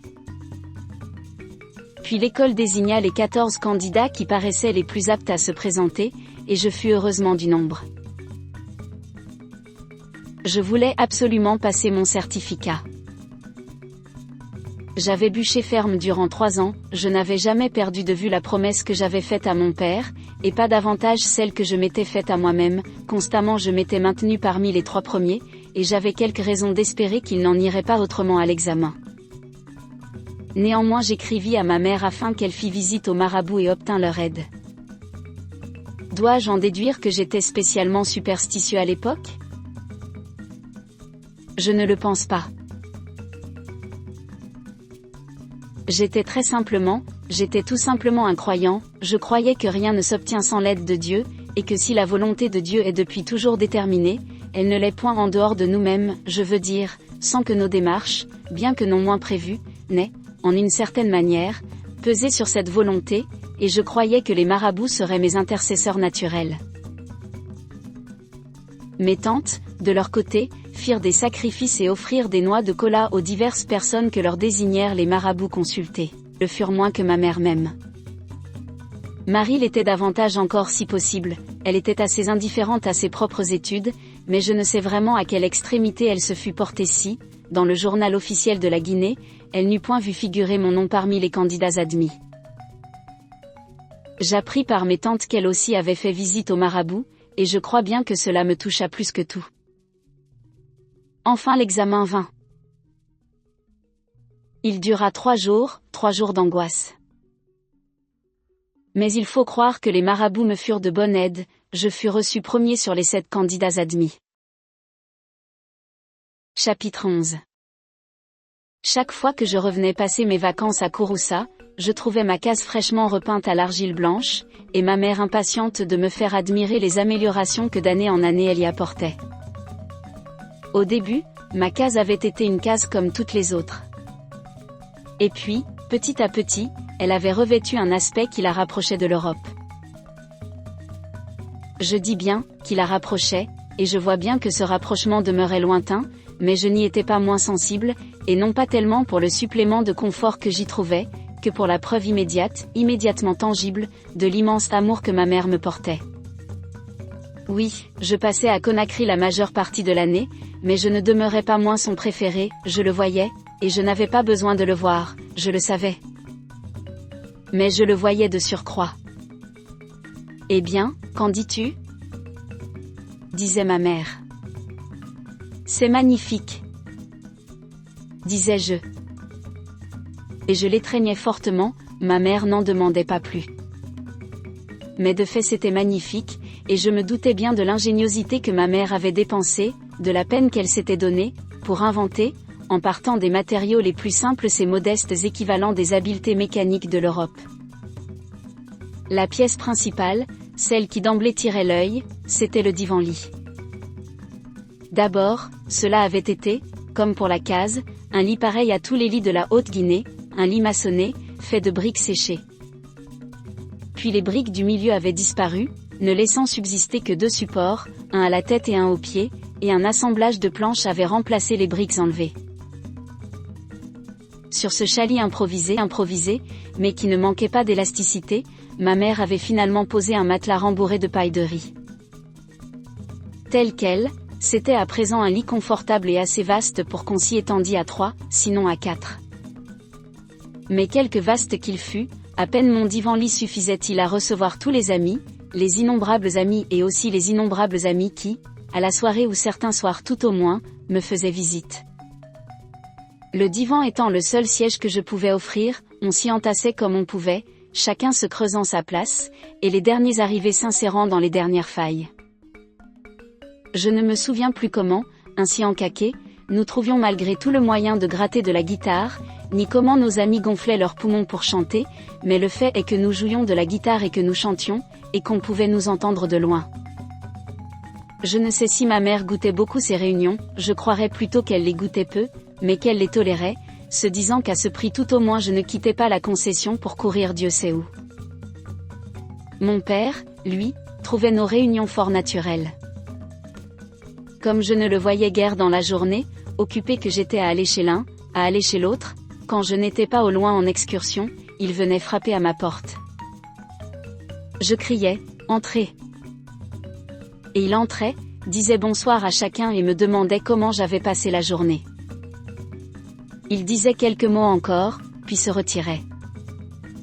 Il comprenait que si sa présence nous était agréable et elle l'était réellement, elle était en même temps fort intimidante pour une assemblée aussi jeune, aussi turbulente que la nôtre. Il n'en allait pas du tout de même pour ma mère. Sa case était proche de la mienne, et les portes se regardaient, ma mère n'avait qu'un pas à faire et elle était chez moi, ce pas, elle le faisait sans donner l'éveil, parvenue à ma porte, elle ne frappait pas, elle entrait. Brusquement elle était devant nous, sans qu'on eût seulement entendu grincer la porte, à examiner chacun avant de saluer personne. Oh! Ce n'étaient pas les visages de mes amis qui retenaient son regard, les amis, cela me regardait, c'était sans importance. Non, c'était uniquement mes amis que ma mère dévisageait, et elle avait au fait de repérer les visages qui ne lui plaisaient pas. J'avoue que, dans le nombre, il y avait parfois des jeunes filles aux allures un peu libres, à la réputation un peu entamée. Mais pouvais-je les renvoyer ? Et puis le désirais-je ? Si elles étaient un peu plus délurées qu'il n'était nécessaire, elles étaient généralement les plus divertissantes. Mais ma mère en jugeait autrement et elle n'y allait pas par 4 chemins. « Toi, disait-elle, que fais-tu ici ? Ta place n'est pas chez mon fils. Rentre chez toi. Si je t'aperçois encore, j'en toucherai un mot à ta mère. Te voilà averti. » Si alors la jeune fille ne déguerpissait pas assez vite à son gré ou si elle n'arrivait pas à se dégager assez vite de l'entassement du divan, ma mère la soulevait par le bras et lui ouvrait la porte. « Va. » disait-elle, « va. Rentre chez toi. » Et avec les mains elle faisait le simulacre de disperser une volaille trop audacieuse. Après quoi seulement, elle disait bonsoir à chacun. Je n'aimais pas beaucoup cela, je ne l'aimais même pas du tout, le bruit de ces algarades se répandait, et quand j'invitais une amie à me faire visite, je recevais trop souvent pour réponse. « Et si ta mère m'aperçoit ? Eh bien, elle ne te mangera pas. » Non, mais elle se mettra à crier et elle me mettra à la porte. Et j'étais là, devant la jeune fille, à me demander, est-il vrai que ma mère la mettrait à la porte ? Y a-t-il des motifs pour qu'elle la mette vraiment à la porte? Et je ne savais pas tout. Toujours, je vivais à Conakry la plus grande partie de l'année et je ne savais pas dans le détail ce qui défrayait la chronique de Kouroussa. Je ne pouvais pourtant pas dire à la jeune fille, as-tu eu des aventures qui ont fait du bruit? Et si tu en as eu, crois-tu que la rumeur en soit parvenue à ma mère? Et je m'irritais. J'avais le sang plus chaud, avec l'âge, et je n'avais pas que des amitiés ou des amours timides, je n'avais pas que Marie ou que Fanta, encore que juste d'abord Marie et d'abord Fanta. Mais Marie était en vacances à Beila, chez son père, et Fanta était mon amie en titre, je la respectais, et quand bien même j'eusse voulu passer outre, et je ne le voulais pas, l'usage m'eût ordonné de la respecter. Le reste était sans lendemain, mais ce reste néanmoins existait. Est-ce que ma mère ne pouvait pas comprendre que j'avais le sang plus chaud? Mais elle ne le comprenait que trop. Souvent elle se relevait en pleine nuit et venait s'assurer que j'étais bien seule. Elle faisait généralement sa ronde vers minuit, elle frottait une allumette et elle éclairait mon divan-lit. Quand il m'arrivait d'être encore éveillée, je feignais de dormir, puis, comme si la lueur de l'allumette m'eût gênée, je simulais une sorte de réveil en sursaut. « Qu'est-ce qui se passe ?» disais-je. « Tu dors ?» demandait ma mère. Oui, je dormais. Pourquoi me réveilles-tu? Bon. Rendors-toi. Mais comment veux-tu que je dorme si nu viens m'éveiller? Ne t'énerve pas, disait-elle, dors. Mais d'être tenu si court ne m'allait que tout juste, et je m'en plaignais à Kouyaté et à Cheikh Omar, qui étaient alors mes confidents. Ne suis-je pas assez grand garçon? Disais-je. On m'a jugé assez grand garçon pour m'attribuer une case personnelle, mais en quoi une case est-elle encore personnelle si l'on doit y entrer librement de jour et de nuit? C'est le signe que ta mère t'aime bien, disait-il. Tu ne vas pas te plaindre parce que ta mère t'aime bien? Non, disais-je. Mais je pensais que cette affection aurait pu être moins exclusive et moins tyrannique, et je voyais bien que Cheikh et Kouyaté avaient plus de liberté qu'on ne m'en laissait. Ne réfléchis pas tant, disait Kouyaté. Prends ta guitare. J'allais décrocher ma guitare. Kouyaté m'avait appris à en jouer. Le soir, au lieu de demeurer dans ma case, nous partions nous promener par les rues de la ville, grattant, Kouyaté et moi, de la guitare, Cheikh du banjo, et chantant tous trois. Les jeunes filles, souvent déjà couchées à l'heure où nous passions devant leur concession, se réveillaient et tendaient l'oreille. Celles qui étaient de nos amies, nous reconnaissaient à nos voix, et elles se levaient, elles s'habillaient prestement, puis accouraient nous rejoindre. Partis à 3, nous étions bientôt 6 et 10, et parfois 15 à réveiller les échos des rues endormies. Kouyaté et Cheikh avaient été mes condisciples à l'école primaire de Kouroussa. Ils étaient, l'un et l'autre, d'esprit prompt et curieusement doués pour les mathématiques. Je les revois encore, alors que notre maître achevait à peine de nous dicter un problème, se lever tous les deux et aller remettre leur copie. Cette surprenante rapidité nous émerveillait tous et aussi nous décourageait un peu, me décourageait peut-être particulièrement, bien que j'eusse ma revanche en français. Dès ce temps-là néanmoins où à cause de cette émulation il y avait eu de l'amitié entre nous, mais une amitié comme peuvent en concevoir de tout jeunes écoliers, pas toujours très stable et sans beaucoup d'avenir. Notre grande amitié n'avait vraiment commencé qu'à l'époque où j'étais parti pour Conakry, et où, de leur côté, Kouyaté et Cheikh étaient allés poursuivre leurs études, l'un à l'école normale de Popodra, l'autre à l'école normale de Dakar. Nous avions alors échangé de nombreuses et longues lettres, où nous décrivions notre vie de collégiens et comparions les matières qu'on nous enseignait. Puis, le temps des vacances venu, nous nous étions retrouvés à Kouroussa et nous étions très vite devenus inséparables. Cette amitié, nos parents ne l'avaient pas d'abord regardée d'un trop bon œil, ou bien nous disparaissions des journées entières, négligeant l'heure des repas et les repas eux-mêmes, ou bien nous ne quittions pas la concession, si bien qu'à l'heure du repas surgissaient deux invités sur lesquels on ne comptait pas. Il y avait là assurément un peu de sans-gêne. Mais ce mécontentement avait été de courte durée, nos parents eurent au fait de s'apercevoir que si nous disparaissions 2 jours sur 3, les invités, eux, n'apparaissaient que tous les 3 jours, et ils avaient compris le très équitable et très judicieux roulement que nous avions établi sans les consulter. « Et tu n'aurais pas pu m'en parler ?» m'avait dit ma mère. « Tu n'aurais pas pu m'avertir pour que je soigne plus particulièrement la cuisine, ce jour-là ?» « Non, avais-je répondu. Notre désir précisément était qu'on ne se mit pas spécialement en frais pour nous, nous voulions manger le plat quotidien.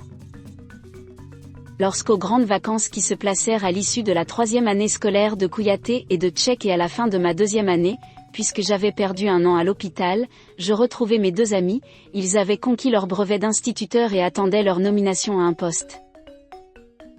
Si leur réussite ne me surprit pas, si elle répondait à ce que j'étais en droit d'attendre d'eux, elle ne me fit pas moins un immense plaisir, et je les félicitai chaleureusement. Quand je leur demandai des nouvelles de leur santé, Tchèque me répondit qu'il était fatigué. « J'ai beaucoup travaillé, me dit-il, et à présent je m'en ressens, je suis surmené. » Mais n'était-il que surmené ?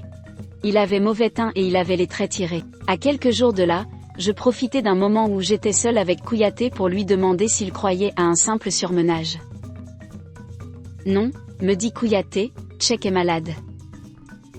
Il est sans appétit et il maigrit, et malgré cela son ventre enfle. Ne devrions-nous pas l'avertir ? Je ne sais pas, dit Kouyaté. Je crois qu'il s'en est lui-même aperçu. Ne fait-il rien pour se guérir ? Je ne crois pas. Il ne souffre pas et il se dit sans doute que cela passera. Et si cela s'aggravait ? Nous ne savions comment faire, nous ne voulions pas inquiéter Tchèque et pourtant nous sentions bien qu'il fallait faire quelque chose. Je vais en parler à ma mère, dis-je. Mais quand je lui en parlais, elle m'arrêta au premier mot. Tchèque Omar est vraiment malade, dit-elle. Voici plusieurs jours que je l'observe. Je crois bien que je vais alerter sa mère. Oui, vas-y, dis-je, car il ne fait rien pour se soigner. La mère de Tchèque fit ce qu'on a toujours fait en la circonstance, elle consulta des guérisseurs. Ceux-ci ordonnèrent des massages et des tisanes. Mais ces remèdes n'agirent guère, le ventre continua d'enfler, et le teint demeura gris. Tchèque, lui, ne s'alarmait pas. « Je ne souffre pas, disait-il. Je n'ai pas grand appétit, mais je ne ressens aucune douleur. Cela partira sans doute comme c'est venu. » Je ne sais si Tchèque avait grande confiance dans les guérisseurs, je croirais plutôt qu'il en avait peu, nous avions maintenant passé trop d'années à l'école, pour avoir encore en eux une confiance excessive. Pourtant tous nos guérisseurs ne sont pas de simples charlatans, beaucoup détiennent des secrets et guérissent réellement, et cela, Tchèque certainement ne l'ignorait pas. Mais il avait aussi dû se rendre compte que cette fois, leur remède n'agissait pas, et c'est pourquoi il avait dit, « Cela partira sans doute comme c'est venu », comptant plus sur le temps que sur les tisanes et les massages. Ces paroles nous rassurèrent quelques jours, puis elles cessèrent brutalement de nous rassurer, car Tchèque commença réellement à souffrir, il avait des crises à présent et il pleurait de mal. « Écoute, » lui dit Kouyaté. « Les guérisseurs ne t'ont été d'aucune aide, viens avec nous au dispensaire. » Nous y allâmes. Le médecin ausculta Tchèque et l'hospitalisa. Il ne dit pas de quel mal il souffrait, mais nous savions maintenant que c'était un mal sérieux, et Tchèque aussi le savait. Est-ce que le médecin blanc réussirait là où nos guérisseurs avaient échoué ? Le mal ne se laisse pas toujours vaincre, et nous étions remplis d'angoisse. Nous nous relayions au chevet de Tchèque et nous regardions notre malheureux ami se tordre sur le lit, son ventre, ballonné et dur, était glacé comme une chose déjà morte. Quand les crises augmentaient, nous courions, affolés, chez le médecin, « Venez, docteur. Venez vite. » Mais aucun médicament n'opérait, et nous pouvions tout juste prendre les mains de Tchèque et les serrer fortement pour qu'il se sentît moins seul en face de son mal, et dire « Allons. Tchèque. Allons. » Prends courage. Cela va passer. Nous sommes demeurés au chevet de Tchèque toute la semaine, sa mère, ses frères, ma mère et celle de Kouyaté. Puis, sur la fin de la semaine, Tchèque a brusquement cessé de souffrir, et nous avons dit aux autres d'aller se reposer. Tchèque, à présent, dormait calmement, et il ne fallait pas risquer de l'éveiller. Nous l'avons regardé dormir, et un grand espoir naissait en nous. Sa figure était si amaigrie qu'on voyait toute l'ossature se dessiner, mais ses traits n'étaient plus crispés, et il semblait que ses lèvres souriaient. Puis, petit à petit, la douleur est revenue.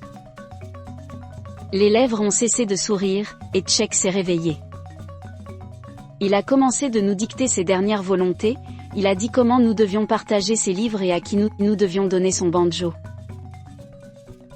Sa parole maintenant allait en s'éteignant, et nous ne saisissions pas toujours la fin des mots. Puis il nous a encore dit adieu. Quand il s'est tu, il n'était plus loin de minuit. Alors, comme l'horloge du dispensaire terminait de sonner les 12 coups, il est mort. Il me semble revivre ses jours et ses nuits, et je crois n'en avoir pas connu de plus misérable. J'errais ici, j'errais là, nous errions, Kouyaté et moi, comme absents, l'esprit tout occupé de Tchèque. Tant et tant de jours heureux, et puis tout qui s'achevait. Tchèque. Pensais-je, pensions-nous, et nous devions nous contraindre pour ne pas crier son nom à voix haute. Mais son ombre seul, nous accompagnait. Et quand nous parvenions à le voir d'une manière un peu plus précise et nous ne devions pas le voir non plus d'une manière trop précise, c'était au centre de sa concession, étendu sur un brancard, étendu sous son linceul, prêt à être porté en terre, ou c'était en terre même, au fond de la fosse, allongé et la tête un peu surélevée, attendant qu'on posât le couvercle de planches, puis les feuilles, le grand amoncellement de feuilles, et la terre enfin, la terre si lourde. Tchèque. Tchèque. Mais je ne devais pas l'appeler à voix haute, on ne doit pas appeler les morts à voix haute. Et puis, la nuit, c'était malgré tout comme si je l'eusse appelé à voix haute, brusquement, il était devant moi. Et je me réveillais, le corps inondé de sueur, je prenais peur, Kouyaté prenait peur, car si nous aimions l'ombre de Tchèque, si son ombre était tout ce qui nous demeurait, nous la redoutions presque autant que nous l'aimions, et nous n'osions plus dormir seuls, nous n'osions plus affronter nos rêves seuls. Quand je songe aujourd'hui à ces jours lointains, je ne sais plus très bien ce qui m'effrayait tant, mais c'est sans doute que je ne pense plus à la mort comme j'y pensais alors, je pense plus simplement. Je songe à ces jours, et très simplement je pense que Tchèque nous a précédés sur le chemin de Dieu, et que nous prenons tous un jour ce chemin qui n'est pas plus effrayant que l'autre, qui certainement est moins effrayant que l'autre. L'autre ? L'autre, oui, le chemin de la vie, celui que nous abordons en naissant, et qui n'est jamais que le chemin momentané de notre exil. Chapitre 12. L'année où je regagnai Kouroussa, mon certificat d'aptitude professionnelle dans ma poche, j'en fais l'aveu, un peu bien gonflé de mon succès, je fus évidemment reçu à bras ouverts, reçu comme je l'étais à chaque fin d'année scolaire à vrai dire, avec les mêmes transports, la même chaleureuse affection, s'il s'y ajoutait, cette année-ci, une fierté absente des précédentes et si, sur le parcours de la gare à notre concession, les marques d'accueil avaient été plus enthousiastes, ce n'était pas moins le même amour, la même amitié qui dictait tout. Mais tandis que mes parents me pressaient sur leur cœur, tandis que ma mère se réjouissait peut-être plus de mon retour que du diplôme conquis, je n'avais pas trop bonne conscience, et spécialement vis-à-vis de ma mère. C'est qu'avant mon départ de Conakry, le directeur de l'école m'avait fait appeler et m'avait demandé si je voulais aller en France pour y achever mes études. J'avais répondu oui d'emblée tout content, j'avais répondu oui. Mais je l'avais dit sans consulter mes parents, sans consulter ma mère. Mais qu'allaient dire mes parents, et ma mère plus particulièrement ? Je ne me sentais aucunement rassurée. J'attendis que nos effusions se fussent un peu calmées, et puis je m'écriai comme si la nouvelle devait ravir tout le monde. Et ce n'est pas tout, le directeur se propose de m'envoyer en France. En France ? Dit ma mère. Et je vis son visage se fermer. Oui. Une bourse me sera attribuée, il n'y aura aucun frais pour vous. Il s'agit bien de frais, dit ma mère. Quoi?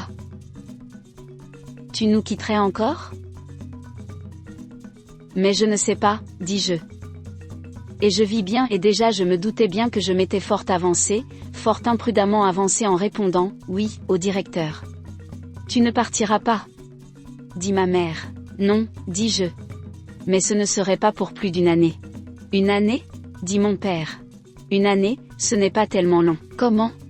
Dit vivement ma mère. Une année, ce n'est pas long? Voilà 4 ans que notre fils n'est plus jamais près de nous, sauf pour les vacances, et toi, tu trouves qu'une année ce n'est pas long? Eh bien, commença mon père. Non. Non. Dit ma mère. Notre fils ne partira pas. Qu'il n'en soit plus question. Bon, dit mon père, n'en parlons plus. Aussi bien cette journée est-elle la journée de son retour et de son succès, réjouissons-nous. On parlera de tout cela plus tard. Nous n'en dîmes pas davantage, car les gens commençaient d'affluer dans la concession, pressés de me fêter. Tard dans la soirée, quand tout le monde fut couché, j'allais rejoindre mon père sous la véranda de sa case. Le directeur m'avait dit qu'il lui fallait, avant de faire aucune démarche, le consentement officiel de mon père et que ce consentement devrait lui parvenir dans le plus bref délai. Père, dis-je, quand le directeur m'a proposé de partir en France, j'ai dit oui. Ah. Tu avais déjà accepté? J'ai répondu oui spontanément. Je n'ai pas réfléchi, à ce moment, à ce que mère et toi en penseriez. Tu as donc bien envie d'aller là-bas? Dit-il. Oui, dis-je. Mon oncle Mamadou m'a dit que c'était une chance unique. Tu aurais pu aller à Dakar, ton oncle Mamadou est allé à Dakar. Ce ne serait pas la même chose. Non, ce ne serait pas la même chose. Mais comment annoncer cela à ta mère? Mère?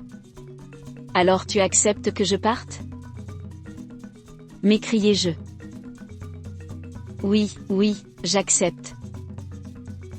Pour toi, j'accepte. Mais tu m'entends, pour toi, pour ton bien. Et il se tut un moment. Vois-tu, reprit-il, c'est une chose à laquelle j'ai souvent pensé. J'y ai pensé dans le calme de la nuit et dans le bruit de l'enclume. Je savais bien qu'un jour tu nous quitterais, le jour où tu as pour la première fois mis le pied à l'école, je le savais. Je t'ai vu étudier avec tant de plaisir, tant de passion.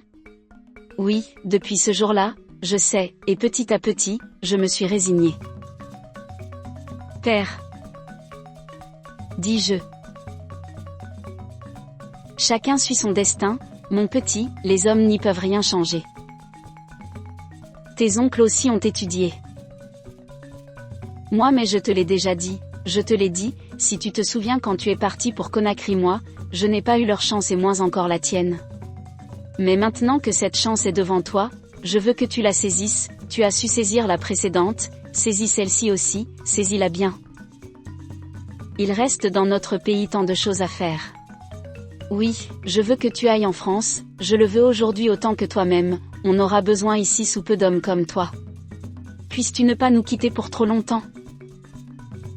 Nous demeurâmes un long bout de temps sous la véranda, sans mot dire, et à regarder la nuit, et puis soudain mon père dit d'une voix cassée. Promets-moi qu'un jour tu reviendras? Je reviendrai. Dis-je. Ces pays lointains, dit-il lentement. Il laissa sa phrase inachevée, il continuait de regarder la nuit. Je le voyais, à la lueur de la lampe tempête, regarder comme un point dans la nuit, et il fronçait les sourcils comme s'il était mécontent ou inquiet de ce qu'il y découvrait. Que regardes-tu? Dis-je. Garde-toi de jamais tromper personne, dit-il, sois droit dans ta pensée et dans tes actes, et Dieu demeurera avec toi. Puis il eut comme un geste de découragement et il cessa de regarder la nuit. Le lendemain, j'écrivis au directeur que mon père acceptait. Et je tins la chose secrète pour tous, je n'en fis la confidence qu'à Kouyaté. Puis je voyageai dans la région. J'avais reçu un libre parcours et je prenais le train aussi souvent que je voulais. Je visitais les villes proches, j'allais à Cancan qui est notre ville sainte. Quand je revins, mon père me montra la lettre que le directeur du collège technique lui avait envoyée. Le directeur confirmait mon départ et désignait l'école de France où j'entrerais, l'école était à Argenteuil. Tu sais où se trouve Argenteuil, dit mon père. Non, dis-je, mais je vais voir. J'allai chercher mon dictionnaire et je vis qu'Argenteuil n'était qu'à quelques kilomètres de Paris. C'est à côté de Paris, dis-je. Et je me mis à rêver à Paris, il y avait tant d'années qu'on me parlait de Paris.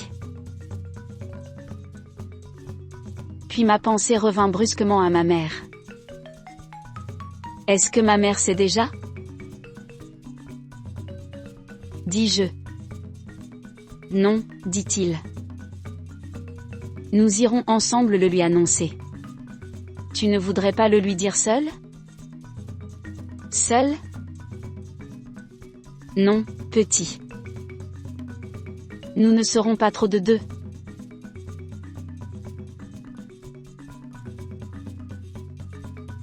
Tu peux m'en croire. Et nous fûmes trouver ma mère.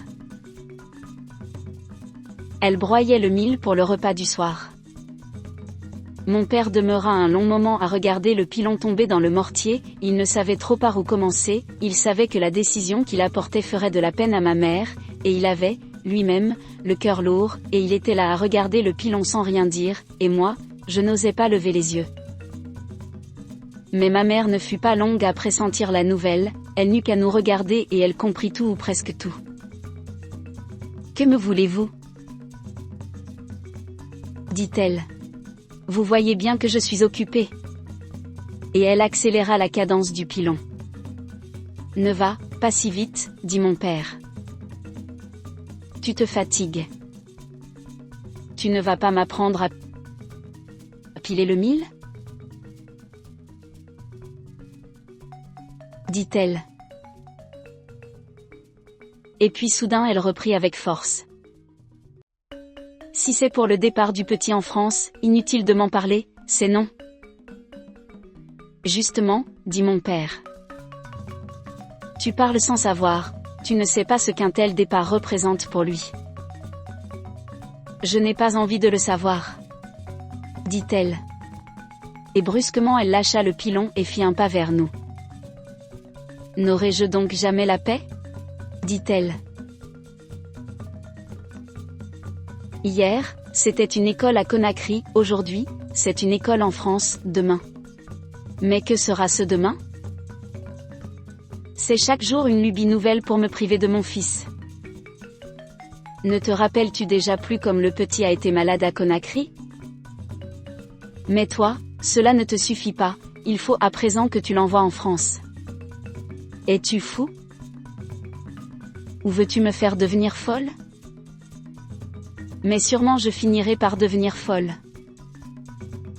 Et toi, dit-elle en s'adressant à moi, tu n'es qu'un ingrat. Tous les prétextes te sont bons pour fuir ta mère. Seulement, cette fois, cela ne va plus se passer comme tu l'imagines, tu resteras ici. Ta place est ici. Mais à quoi pense-t-il dans ton école ? Est-ce qu'il se figure que je vais vivre ma vie entière loin de mon fils ? Mourir loin de mon fils ? Ils n'ont donc pas de mère, ces gens-là ? Mais naturellement ils n'en ont pas, ils ne seraient pas partis si loin de chez eux s'ils en avaient une. Et elle tourna le regard vers le ciel, elle s'adressa au ciel. Tant d'années déjà, il y a tant d'années déjà qu'ils me l'ont pris. Dit-elle. Et voici maintenant qu'ils veulent l'emmener chez eux. Et puis elle baissa le regard, de nouveau elle regarda mon père. Qui permettrait cela ? Tu n'as donc pas de cœur ? Femme. Femme. dit mon père. Ne sais-tu pas que c'est pour son bien? Son bien? Son bien est de rester près de moi. N'est-il pas assez savant comme il est? Mère, commençai-je. Mais elle m'interrompit violemment. Toi, tais-toi. Tu n'es encore qu'un gamin de rien du tout. Que veux-tu aller faire si loin? Sais-tu seulement comment on vit là-bas? Non, tu n'en sais rien. Et, dis-moi, qui prendra soin de toi? Qui réparera tes vêtements? Qui te préparera tes repas? Voyons, dit mon père, sois raisonnable, les Blancs ne meurent pas de faim. Alors tu ne vois pas, pauvre insensé, tu n'as pas encore observé qu'ils ne mangent pas comme nous? Cet enfant tombera malade, voilà ce qui arrivera. Et moi alors, que ferai-je? Que deviendrai-je? Ah! J'avais un fils, et voici que je n'ai plus de fils. Je m'approchai d'elle, je la serrai contre moi. Éloigne-toi! Cria-t-elle. Tu n'es plus mon fils. Mais elle ne me repoussait pas, elle pleurait et elle me serrait étroitement contre elle. Tu ne vas pas m'abandonner, n'est-ce pas? Dis-moi que tu ne m'abandonneras pas? Mais à présent elle savait que je partirais et qu'elle ne pourrait pas empêcher mon départ, que rien ne pourrait l'empêcher, sans doute l'avait-elle compris dès que nous étions venus à elle, oui, elle avait dû voir cet engrenage qui, de l'école de Kouroussa, conduisait à Conakry et aboutissait à la France, et durant tout le temps qu'elle avait parlé et qu'elle avait lutté, elle avait dû regarder tourner l'engrenage, cette roue-ci et cette roue-là d'abord, et puis cette troisième, et puis d'autres roues encore, beaucoup d'autres roues peut-être que personne ne voyait. Et qu'ont fait pour empêcher cet engrenage de tourner? On ne pouvait que le regarder tourner, regarder le destin tourner, mon destin était que je parte. Et elle dirigea sa colère mais déjà ce n'était plus que des lambeaux de colère contre ceux qui, dans son esprit, m'enlevaient à elle une fois de plus. Ce sont des gens que rien jamais ne satisfait, dit-elle. Dit-elle.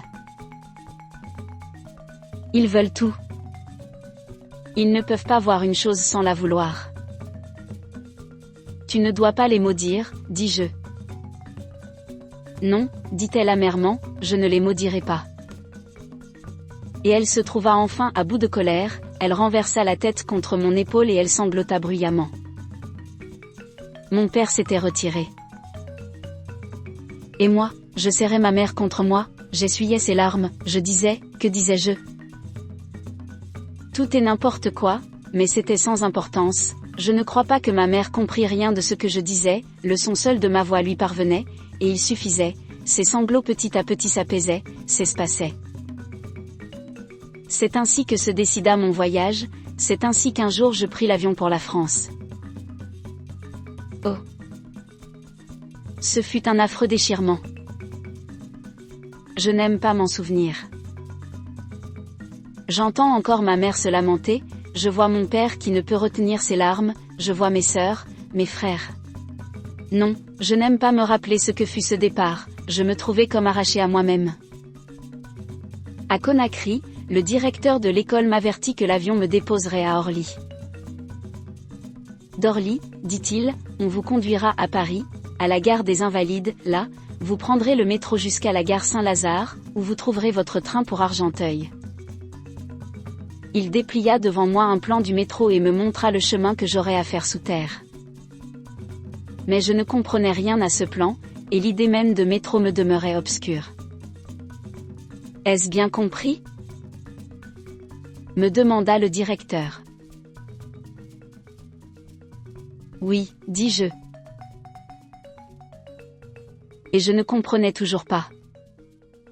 Emportez le plan avec vous. Je le glissai dans ma poche. Le directeur m'observa un moment. Vous n'avez rien de trop sur vous, dit-il. Je portais des culottes de toile blanche et une chemisette à col ouvert, qui me laissait les bras nus, aux pieds, j'avais des chaussures découvertes et des chaussettes blanches. Il faudra vous vêtir plus chaudement là-bas en cette saison, les journées sont déjà froides. Je partis pour l'aéroport avec Marie et mes oncles, Marie qui m'accompagnerait jusqu'à Dakar où elle allait poursuivre ses études. Marie. Je montais avec elle dans l'avion et je pleurais, nous pleurions tous. Puis l'hélice se mit à tourner, au loin mes oncles agitèrent la main une dernière fois, et la terre de Guinée commença à fuir, à fuir. Tu es content de partir ? Me demanda Marie, quand l'avion ne fut plus loin de Dakar. Je ne sais pas, dis-je. Je ne crois pas. Et quand l'avion se posa à Dakar, Marie me dit. Tu reviendras ? Elle avait le visage baigné de larmes. Oui, dis-je, oui. Et je fis encore oui de la tête, quand je me renfonçai dans mon fauteuil, tout au fond du fauteuil, parce que je ne voulais pas qu'on vît mes larmes. Sûrement, je reviendrai. Je demeurai longtemps sans bouger, les bras croisés, étroitement croisés pour mieux comprimer ma poitrine. Plus tard, je sentis une épaisseur sous ma main, le plan du métro gonflait ma poche.